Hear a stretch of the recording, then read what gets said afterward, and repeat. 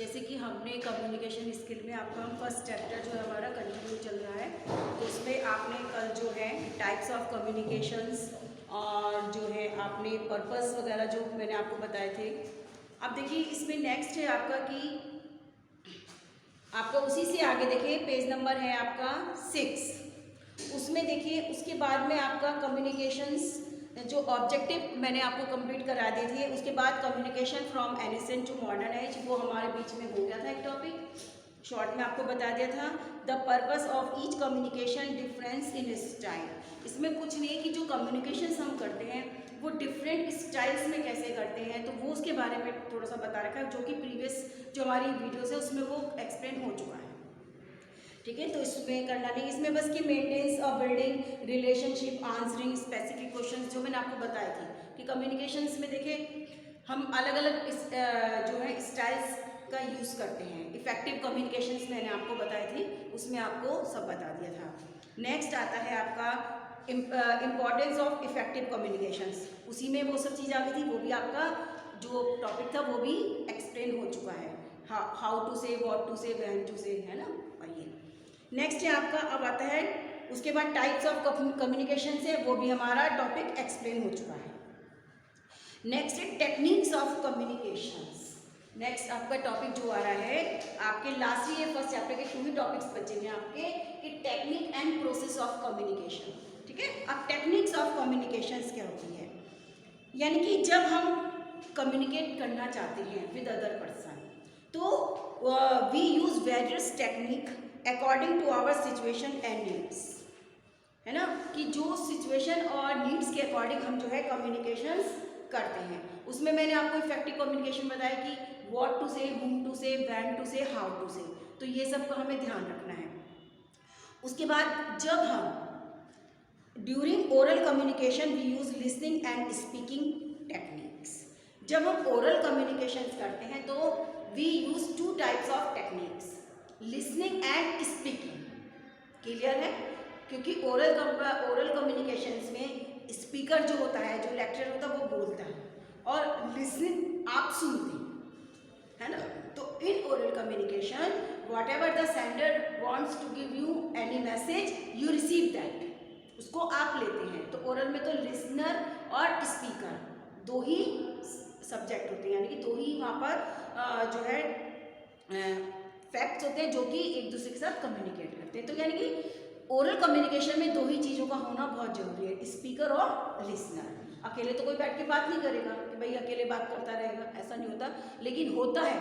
थोड़ा सा मैं आपको इसमें भी बता देती हूँ कि कभी आपने देखा भी होगी कुछ व्यक्ति अकेले में बात करते हैं, अपने आप से बात करते हैं, ठीक है ना, कि वो अपने आप ही बड़बड़ा रहते हैं, मतलब बोलते रहते हैं अपने आप से, कोई उसके अंदर कोई ऐसी होता है। तो उस चीज़ को क्या होता है, जब कोई व्यक्ति एकांत में अपने आप ही बातचीत करता है तो उसको सोलोलुकीज बोलते हैं।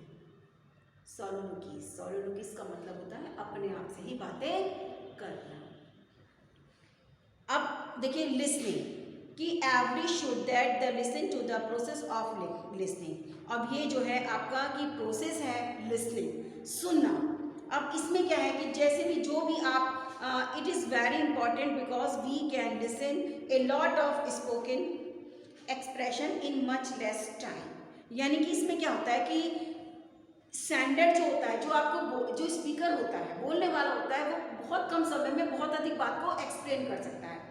On the other hand written process में इट इज़ डिफिकल्ट, क्योंकि रिटन प्रोसेस में जैसी आपकी यानी कि स्पीड होगी, है ना, तो उसी हिसाब से आप राइट करेंगे, उसी हिसाब से आप लिखेंगे। लेकिन इन स्पीकिंग आप जो है बहुत कुछ कह सकते हैं, कुछ ही शब्द कुछ ही समय में हम बहुत कुछ एक्सप्लेन कर देते हैं। तो ये इसलिए इसकी टेक्निक बहुत अच्छी है। सारा तो नहीं आपको एक्सप्लेन करेंगे, इंपॉर्टेंट चीज़ आपको बताएंगे, ठीक है ना, कि इंपॉर्टेंट आपको एक्सप्लेन करेंगे इसमें। और इसके बाद क्या है कि we should face him directly and note his gesture while listening. यानी कि इसमें क्या होता है, लिसनिंग में क्या होता है कि हमने जो डायरेक्ट बात हमको बोलनी होती है फेस टू फेस हम आपको बता देते हैं, मतलब जो भी हमें बोलना होता है फेस टू फेस आपको उस चीज़ को एक्सप्लेन कर देते हैं। और आपकी गेस्चर लैंग्वेज यानी कि बॉडी लैंग्वेज, ये क्या होता है, गेस्चर लैंग्वेज भी पूछ सकते हैं आपसे। गेस्चर लैंग्वेज होता है यानी कि बॉडी लैंग्वेज। बॉडी लैंग्वेज आपकी शो कर देती है कि जो भी कुछ कहा जा रहा है वो आपकी समझ में आ रहा है या नहीं आ रहा ऑफलाइन क्लासेस होती तो आप लोग बैठे रहते हैं, अपने सर ऐसे ही लाते रहते हैं कि हाँ जो कुछ कह रही है मैडम वो समझ में आ रहा है ना।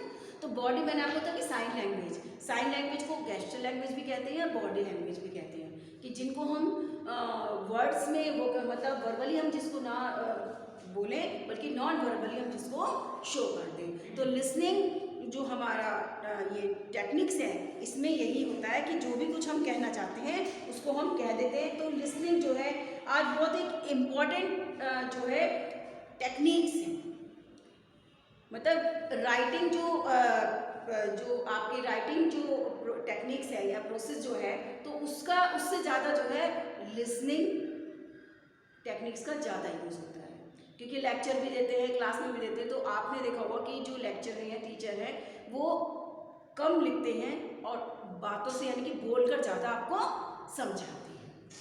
ठीक है, अब नेक्स्ट आपका ले लेते हैं reading is one of the most important technique of communication. बिल्कुल, क्योंकि रीडिंग भी इम्पॉर्टेंट है। Although it is an Alicent technique but the invention of printing press help greatly in expanding it's field. लेकिन क्या है कि पहले जो था, देखिए अब रीडिंग का कि पहले तो बाद में ही जो है, पहले आपको मैंने बताया था कि लैंग्वेजेस कैसी थी, उसके बाद में ही प्रिंटिंग प्रेस बनी, उसके बाद में जो बुक प्रिंटेड होने लगी, तो ये उसके बाद में ये सारा जो है प्रोसेस आ गया। Today books are very important in the reading process. अब बुक्स तो इम्पॉर्टेंट है ही स्टूडेंट्स, कि बुक पढ़ने के लिए यानी कि हमें रीडिंग टेक्निक को अडॉप्ट करने के लिए कुछ ना कुछ चीज़ पढ़ने के लिए चाहिए, चाहे वो न्यूज़पेपर हो, चाहे आपकी बुक हो, चाहे आपका टेक्स्ट बुक हो, थ्योरी हो, इंटरटेनमेंट से रिलेटेड बुक्स हो, है ना, स्टोरी बुक्स हो, तो जिस तरह की भी बुक्स हो तो उसके लिए हमें बुक्स चाहिए जिसको कि हम पढ़ें और गेट इन्फॉर्मेशन और नॉलेज लें। इसमें बताया कि although reading as important technique of communication yet it has some break drawbacks there are as follows. यानी कि ड्रॉबैक्स यानी कि it's also an important point. Drawbacks का मतलब क्या होता है कि रीडिंग में रुकावटें जो होती हैं रीडिंग करते समय, while you are reading something, और वहाँ पर कुछ ड्रॉबैक्स आ जाए यानी कि उसमें कुछ रुकावटें आ जाए। क्योंकि रीडिंग में क्या रुकावटें आ सकती हैं, अगर हम सोचें तो भाई ये कि कोई वर्ड्स होता है जिसकी हमें हिंदी समझ में नहीं आ रही, कुछ सेंटेंस ऐसे होते हैं कि जिनको हम ट्रांसलेट नहीं कर पा रहे हैं। अब वो ड्रॉबैक्स कौन कौन से हैं जब आप रीडिंग करते हैं, तो drawbacks is also an important parts of reading. क्या है कि heavy cost of good books. अब heavy cost of good books, अब पॉलिटेक्निक की भी आप देख रहे हैं हमारी बुक्स भी 270 की है ना, 270 की है, और पीसी की बुक्स मतलब जो और सब बुक्स हैं वो भी इसी रेंज में आती है, कोई 3 की है, कोई 100 की है, कोई 400 की है। अब मान लीजिए कोई आपको बुक्स चाहिए और आप चाहते हैं उसको पढ़ना, लेकिन क्या होता है कि हैवी कॉस्ट होती है, उसकी कॉस्ट इतनी ज़्यादा होती है कि आप उसको अफोर्ड नहीं कर सकते, तो फिर आप कैसे पढ़ सकते हैं। तो एक ही ड्रॉबैक्स कौन सा आ गया, एक रुकावट क्या आ गई कि उसको हैवी कॉस्ट के कारण आप जो है उस बुक को ना तो परचेज कर सके और ना ही उसको खरीद सके। Lack of the knowledge of the language in which the book is written. Second क्या होता है कि आपकी जो लैक ऑफ नॉलेज यानी कि जो बुक में लिखा हुआ है, जिस भी लैंग्वेज में बुक लिखी है वो आप जो है उसमें आपको नॉलेज नहीं मिल पा रही है। यानी कि कुछ तो ऐसा होता है कि देखिए हम बुक्स वही अडॉप्ट करते हैं, वही पढ़ सकते हैं जिससे कि जो कि हमारी अपनी लैंग्वेज हो, जिनको कि हम लिख भी सकते हैं और समझ भी सकते हैं। तो अगर हम किसी और लैंग्वेज की, अब जैसे हमें मतलब तमिल की, कन्नड़ लैंग्वेज या पंजाबी लैंग्वेज या उर्दू लैंग्वेज की अगर बुक हमारे सामने आ जाए तो वी कांट रीड, हम उसको पढ़ ही नहीं सकते। और कुछ बुक ऐसी होती हैं कि जिसमें बुक तो होती हैं लेकिन नॉलेज के नाम पर उसमें कुछ नहीं होता। अब वो बुक्स कौन सी होती है, जैसे इंटरटेनमेंट स्टोरी है ना, इंटरटेनमेंट से कुछ बुक्स ऐसी होती हैं कि कोई इंसान पढ़े तो कहते हैं कि कुछ ऐसा कि अरे इस बुक्स में तो कुछ भी नहीं था, जिसको कि समझा जाए और उसमें से कुछ हमें नॉलेज ली जाए। तो ज्ञान की कमी भी होती है बुक में, कि कभी कभी किसी बुक में नॉलेज की लैक ऑफ नॉलेज भी होती है। फिर है improper understanding of the feeling of the writer. अब कभी कभी होता है कि कोई राइटर कोई बुक्स तो लिख देता है लेकिन he fail when he can't express his feeling, यानी कि जब वो फेल तब हो जाता है जब वो अपनी फीलिंग को एक्सप्रेस ही नहीं कर सकता। मतलब वो जो कुछ लिख रहा है उसको खुद ही नहीं पता कि मैं जो कुछ लिख रहा हूँ उसका मीनिंग क्या है, what is the meaning of thing. वो अपने जो कुछ कहना चाहता है, whatever he wants to express, but he can't write, वो लिख नहीं सकता, लिख नहीं पाता। और किससे क्या होता है कि जब वो खुद ही नहीं लिखा जाएगा तो इम्प्रॉपर अंडरस्टैंडिंग को समझेंगे कहाँ से, हम उस चीज़ को समझेंगे कहाँ से, जब वो खुद ही कंफ्यूज है लिखने में और वो उस चीज़ को एक्सप्रेस ढंग से नहीं कर पा रहा है। Lack of good libraries. अब देखिए गुड लाइब्रेरीज, अब लाइब्रेरीज देखिए इंस्टीट्यूट में, हमारे भी कॉलेज में लाइब्रेरी है। मोस्टली लाइब्रेरीज एक सिटी में भी एक लाइब्रेरीज होती है जो सिटी की लाइब्रेरी होती है, हर कॉलेज और हर स्कूल में एक लाइब्रेरी होती है, और हमारी हर मतलब जो सब्जेक्ट होता है उससे रिलेटेड वहाँ पर सारी बुक्स अवेलेबल होती है, हम सभी जानते हैं। लेकिन क्या होता है कि कभी कभी ऐसी जगह होती है कि जहाँ पर लाइब्रेरी नहीं होती। अब आपको देखिए कि अगर आपको बुक पढ़ने का इंटरेस्ट है और आपको यह सब्जेक्ट से रिलेटेड ही आप अब जैसे कॉलेज में होते हैं तो आप लाइब्रेरी से बुक इशू करा लेते हैं, हम लोगों को भी ऐसी है, हम लोग भी इशू करा लेते हैं, परचेज ना करते हैं, अगर हमारे पास कोई स्पेसिमेन नहीं है तो हम भी करा लेते हैं, इशू करा लेते हैं लाइब्रेरी से, क्योंकि हमें मालूम है हमारे पॉलिटेक्निक में उस सब्जेक्ट से रिलेटेड बुक जरूर मिलेगी।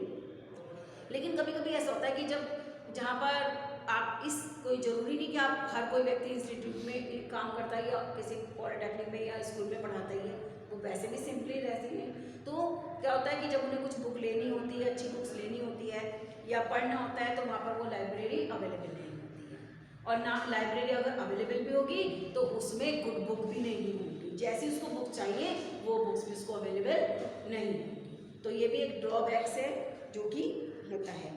Non availability of the desired, वो जो मैं अभी आपको बता रही थी कि कभी कभी लाइब्रेरी भी होती है, सब कुछ होता है, लेकिन जो आपकी डिज़ायरेबल बुक है वो अवेलेबल नहीं जिस सब्जेक्ट से रिलेटेड, क्योंकि कोई भी जो हर लाइब्रेरी में कोई भी लाइब्रेरी ऐसी नहीं है कि जिसमें हर तरह की आपको सारी बुक्स मिल जाएंगी, और जो सारी बुक्स या जिसमें पूरे वर्ड्स का ज्ञान मिलता है वो बुक कौन सी है, दैट इज यस एनसाइक्लोपीडिया।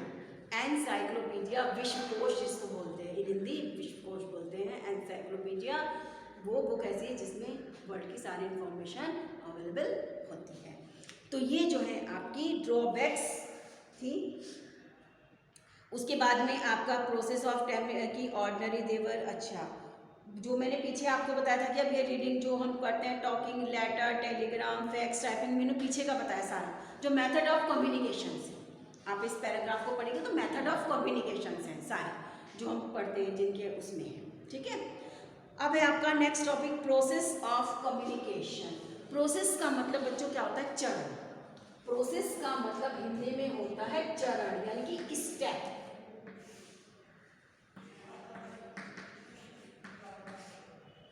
अब कम्युनिकेशन में आपका नेक्स्ट जो चैप्टर है इसको डिटेल में एलोबरेट किया गया है, प्रोसेस ऑफ कम्युनिकेशन। यानी कि अब देखेंगे आपकी कम्युनिकेशन सब एक छोटा सा तो वर्ड है, लेकिन इसमें कितनी सारी मतलब हमें नॉलेज मिल रही है कि कम्युनिकेशन कैसे कर सकते हैं। अब प्रोसेस ऑफ कम्युनिकेशन का क्या होता है कि कोई भी चीज़ होती है बच्चों कम्युनिकेशंस में, वो जो है प्रोसेस में होती है। अब जैसे कोई खाना बनाने का प्रोसेस अलग होता है, यानी कि अगर आपको सब्जी बनानी तो सब्जी पहले आप काटेंगे, वॉश करेंगे, उसके बाद ही उसको बनाएंगे, तो उसका प्रोसेस है। डायरेक्ट तो नहीं है कि आपने सब्जी उठाई और डाल दी, नो, क्योंकि वो प्रोसेस नहीं है। तो कोई भी वर्क अगर आप देखेंगे, हम कोई सा भी वर्क लें, अगर आपका भी आप भी एज ए स्टूडेंट हैं, अगर आपको कॉलेज में आना है तो आपका भी एक प्रोसेस होगा। अर्ली मॉर्निंग अगर आप बाहर से भी आते हैं, कॉलेज में काफ़ी स्टूडेंट्स ऐसे जो नियरेस्ट सिटी से आते हैं, तो उनको भी मालूम है कि ट्रेन हमें कैच करनी है, पकड़नी है, तो टाइम से उठना है, एक यानी कि वो प्रोसेस लेके चलेंगे, स्टेप बाय स्टेप हमें क्या करना है ताकि हम समय पर कॉलेज पहुंच जाएं। लाइक वाइज कम्युनिकेशन में भी प्रोसेस होते हैं और जिनके माध्यम से हम कम्युनिकेट करते हैं। अब देखिए ये पैराग्राफ में स्टार्टिंग से ही आपको पढ़ाती हूँ। The process of communications begin when a person feels that he has to say something to other person. अब ये प्रोसेस ऑफ कम्युनिकेशन, जैसे समझ लीजिए हमारा, अब जब हम आपका स्टार्ट कर देते हैं लेक्चर तो हमारा प्रोसेस स्टार्ट हो जाता है, यानी कि जब कोई व्यक्ति, ये प्रोसेस तभी शुरू हो जाता है जब कोई व्यक्ति दूसरे पर्सन से कुछ कहना चाहता है। The process who feels, so it called transmitter. यानी कि वो पर्सन जो कि इसको फील करता है और इसको ट्रांसमिट करता है, यानी कि ट्रांसमिट क्या करना, give by one person to another person. अब जो भी कुछ है, हम देखो आपको lecture on video online classes चल रही है, सभी को मालूम है। अब वीडियो के थ्रू क्या कर रहे हैं, ये वीडियो के थ्रू यानी कि वीडियो जो है हमारा चैनल है, वो चैनल के बारे में आप जानेंगे। तो वीडियो के थ्रू जो भी हम आपके सब्जेक्ट से रिलेटेड है वही हम आप सबको बता रहे हैं। तो यानी कि वो प्रोसेस स्टार्ट हो जाता है कि जो मैंने अब स्टार्टिंग से कौन सा टॉपिक लिया, फिर उसके बाद में नेक्स्ट टॉपिक क्या था, उसके बाद में नेक्स्ट टॉपिक क्या था, यानी कि इस चैप्टर से रिलेटेड वन बाय वन में सारे टॉपिक आपको एक्सप्लेन करती चलेगी। दैट वर द प्रोसेस, वो हमारा प्रोसेस थे जो कि हमने यूज किए थे। तो उसमें ही है process. At first he has an idea about what he wants to communicate, then he thinks the way how he should communicate. सबसे पहली बात अब आपको हमें पढ़ाना होता है तो हमें सोचना पड़ता है कि अब हमें क्या आपको स्टडी करानी है। हम भी खुद ऐसी बात है कि बच्चों हम भी अपने आप स्टडी भी करते हैं, क्योंकि आपको पढ़ाने से पहले हम खुद पढ़ते हैं, क्योंकि हमें क्या स्टूडेंट्स को बताना है। तो एक स्ट्रेटजी हम भी बना के रखते हैं, प्लानिंग हम भी करके रखते हैं कि वन बाय वन चैप्टर कैसे कंप्लीट कराना है। अब आपने देखा कि कुछ पॉइंट्स ऐसे थे कि जो हमारे पहले ही हमने आपको क्लियर कर दिए थे, जैसे टाइप्स ऑफ कम्युनिकेशन वो पहले ही हो गए थे हमारे। तो उस चीज़ को यानी कि टाइम के अकॉर्डिंग वो हमने सब सिलेक्शन जो किया वो टाइम के अकॉर्डिंग किया। लेकिन जब भी हमें किसी को कुछ कहना होता है बच्चों, तो हमें जो है एक आइडिया बना लेना पड़ता है, माइंड में एक चीज़ फिक्स कर लेनी होती है कि आज हमें क्या टॉपिक लेना है, आज हमें क्या वर्क करना है। जब भी हम किसी को कुछ कहना चाहते हैं तो सबसे पहले हम एक आइडियोलॉजी को अडॉप्ट करते हैं, यानी कि दिमाग में वो चीज़ को पहले ही सेट कर लेते हैं कि हमें अब क्या कहना है। This process of communication refers to the encoding and decoding of thoughts and feeling, usually using some language. अब देखिए encoding and decoding दो वर्ड्स यूज हुए। encoding का मतलब क्या होता है, डिक्टेट कराने, और आपका डिकोडिंग जो कि आप नोट करते हैं। यानी कि मैं कभी कभी कहती हूँ ना, जो चीज़ मैं आपको बता रही हूँ मैं आपको पहले ही बोलती हूँ कि जो भी कुछ ब्लैक बोर्ड पे हम लिखते हैं वो आपको नोट करना है। तो जो भी कुछ मैं लिख रही हूँ, ठीक है ना, जो भी कुछ मैं आपका लिख रही हूँ इनकोडिंग है। इनकोडिंग यानी कि जो स्पीकर है जो आपको इनकोड करा रहा है, जो डिक्टेट करा रहा है। और डिकोडिंग क्या होता है, डिकोडिंग यानी कि जो भी आप राइट कर रहे हैं, जो भी आप नोट्स ले रहे हैं, या जो भी आप कुछ, जो भी मैं कुछ पढ़ा रही हूँ ब्लैक बोर्ड पर, जो भी कुछ लिख रही हूँ वो आप राइट करें, दैट इज डिकोडिंग। और इसमें क्या है कि थॉट्स के और फीलिंग्स जो भी सब कुछ होता है, थॉट्स भी हो सकते हैं, फीलिंग्स भी हो सकती हैं, और सब्जेक्ट से रिलेटेड तो हम चल ही रहे हैं, तो सब्जेक्ट से रिलेटेड तो हम चल ही रहे हैं, ठीक है ना। The process for any communication has at one end an encoder, यानी कि इसका हर कम्युनिकेशन का कोई एक एंड तो होता ही है, और जिसमें कि कम्युनिकेशन जब फिनिश हो जाता है तो वो सारा आप इनकोड कर लिया जाता है, यानी कि सबको आप नोट कर लिया जाता है। The message in the encoder's mind has to send to the receiver in a text from either written or spoken to the receiver, यानी कि जो मैसेज होता है इनकोडर्स के माइंड में, इनकोडर्स मीन्स यानी कि जो बोल रहा है स्पीकर, जो आपको बता रहा है लेक्चरर आपका, तो वो माइंड में यानी कि सेट कर लिया जाता है। उसके बाद वो रिसीवर को दे दिया जाता है, यानी कि receiver sender I am, you are receiver, जो कि वीडियो ले रहे हैं देख रहे हैं, उसके बाद में वो सब्जेक्ट को सब आप स्टडी कर रहे हैं, तो मैं सेंडर हूँ, आप रिसीवर हैं। फर्स्ट पोजीशन सेंडर की होती है, देन रिसीवर, उसके बाद में बहुत कुछ होता है आगे। तो वो क्या करता है, एक टेक्स्ट बुक से, चाहे तो वो टेक्स्ट बुक से पढ़े, चाहे रिटन फॉर्म हो या ओरल फॉर्म हो, चाहे स्पीकर आपको रिटन फॉर्म में वो चीज़ डिक्टेट कर रहा है या ओरली आपको बता रहा है, तो वो आप चीज़ ले लेंगे। और फॉर एग्जाम्पल क्या है, द डिकोडर्स माइंड, मतलब डिकोडर्स जो माइंड अपने अकॉर्डिंग, अब ये नहीं होता हर चीज़ में क्या कहती हूँ, अब डिकोडर्स का माइंड क्या मतलब होता है कि जैसे मैं कुछ बोल रही हूँ, आपको कुछ भी मैंने अब तक कम्युनिकेशन के बारे में समझाया, कुछ जरूरी नहीं कि हर चीज़ को मैं ब्लैक बोर्ड पे आपको लिखूँ, क्योंकि अब ये लेवल हमारा नहीं कि हर चीज़ आपको बच्चों की तरह स्कूल की तरह में लिखवाई जाए। आप अपने माइंड्स के अकॉर्डिंग जो भी मेन पॉइंट्स आपको लगता है कि हमें इसको लर्न रखना है, या नोट मैडम बहुत अच्छी चीज़ बता रही इसको राइट कर लें, तो आप अपने माइंड्स के अकॉर्डिंग आप उस चीज़ को तुरंत नोट कर लेंगे, that is decode mind. The receiver दस रीड और here the message that is decoded. और इस प्रकार जो है रीडर्स जो पढ़ने वाले होते हैं वो मैसेज को डिकोड कर सकते, चाहे वो उसको राइट करें चाहे उसको ओरली उस चीज को कैच करें। तो ये आज आपका स्टूडेंट्स, ये आपका first chapter has to be completed है। ठीक है, आज आपका चैप्टर फर्स्ट जो है आपका कंप्लीट हो चुका है, ठीक है। अब आपका देखिए फर्स्ट चैप्टर आपका कंप्लीट हो गया है। अब इसके हम क्वेश्चन आंसर बताएंगे। जरा पॉज कर दो इसको, हाँ पॉज करने का।